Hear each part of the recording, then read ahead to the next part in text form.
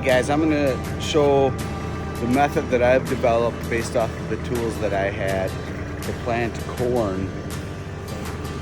This is just a walk behind seed planting tool where you can adjust the depth of that blade at the bottom.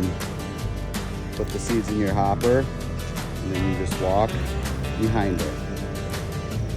That tool works great, but it's a little bit hard to work up. Is what I found when you try to plant 1 acre per year. So what I've developed for my system is these 3 spikes to make sure I go deep. I already tilled it, so it's pretty worked up. But if I do it with this now, it should be super easy. Here's what the process looks like.